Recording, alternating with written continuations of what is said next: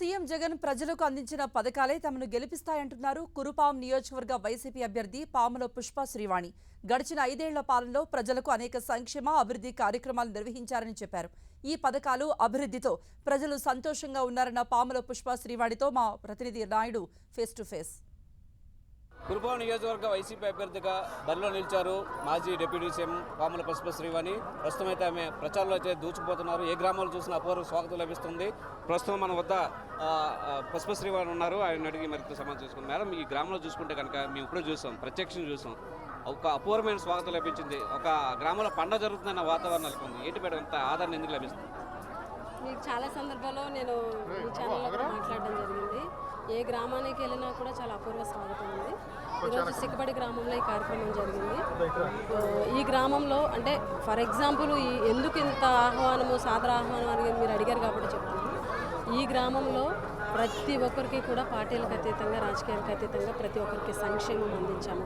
అలాగే గడప గడపకి మన ప్రభుత్వం అనేటువంటి కార్యక్రమం ద్వారా ప్రతి ఇంటికి వెళ్ళి ఈ 5 ఏళ్లలో మీకు ఈ సంక్షేమం అందింది, ఈ 5 సంవత్సరాల జగనన్న పాలనలో మీకు వచ్చిన సంక్షేమం మీకు చెప్పడానికి వచ్చాము, అదేవిధంగా మీ దగ్గర ఉన్నటువంటి సమస్యలు కానీ గ్రామ సమస్యలు కానీ తెలుసుకొని జగనన్న పంపించారు అని చెప్పి వచ్చినప్పుడు కూడా చాలా సాధారణంగా. అలాగే ఇక్కడ ఉన్నటువంటి మా నాయకులు కూడా దగ్గరుండి ఎవరికి ఏ కష్టం వచ్చినా కూడా సంక్షేమ పథకాలు దగ్గరుండి నమోదు చేయడం. ఈ రకంగానే ప్రతి గ్రామంలో కూడా ఎక్కడికి వెళ్ళినా కూడా ఈ సాదర ఆహ్వానం ఏంటి అంటే 5 సంవత్సరాల పాటు జగన్మోహన్ రెడ్డి గారు ఏదైతే మేనిఫెస్టోలో పెట్టారో ప్రతి అంశాన్ని కూడా నెరవేరుస్తూ 99% హామీలను నెరవేర్చి ఆయన పథకాలు కానీ ఆయన ఆలోచనలు కానీ ఆయన ఇంప్లిమెంటేషన్స్ కానీ ఈ రాష్ట్రంలో పేద ప్రజలు వాళ్ళ పేదరికం నుంచి బయటపడే విధంగా, అదేవిధంగా వాళ్ళు ఏ కష్టాలైతే పడుతున్నారో ఆ కష్టాలు తీరే విధంగా ఆయన సంక్షేమ పథకాలు ఉండడం, ప్రతి కుటుంబంలో కూడా జగన్మోహన్ రెడ్డి గారు ఇచ్చేటువంటి పథకాల రూపంలో వాళ్ళు ఆ సమస్య నుంచి గట్టెక్కడం వల్ల ప్రతి కుటుంబానికి జగన్మోహన్ రెడ్డి గారు ఒక దేవుళ్ళ కనిపించడం, వాళ్ళ సమస్యలన్నీ తీరడం ఆయన ప్రభుత్వంలో.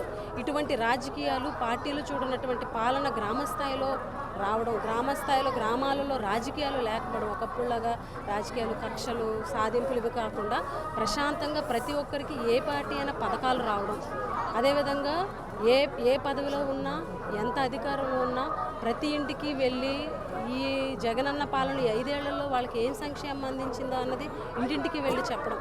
అంటే ప్రజలకు ఎలా అంటే పెన్షన్ ఇంటికే రావడం కానీ, వాలంటీర్లు ఇంటికి వచ్చి నమోదు చేసుకోవడం కానీ, ₹1 లంచం లేకుండా మధ్యవర్తి లేకుండా జగనన్న పాలనలో జగనన్న ప్రభుత్వం ఆయన ఒక బటన్ నొక్కితే నేరుగా వీళ్ళకి డబ్బులు పడడం కానీ, అంటే ఏ కష్టం లేకుండా సచివాలయ వ్యవస్థ గ్రామస్థాయిలోకి తీసుకురావడం కానీ, వాలంటీర్ వ్యవస్థ, సచివాలయ వ్యవస్థ, ఈ పెన్షన్ విధానం ఇవన్నీ కూడా ఇంటి ముంగడికే గాంధీజీ కన్నా గ్రామ స్వరాజ్యం అని చెప్పేసి ఎన్నోసార్లు ఎంతోమంది వక్తలు మాట్లాడితే ఉన్నాం.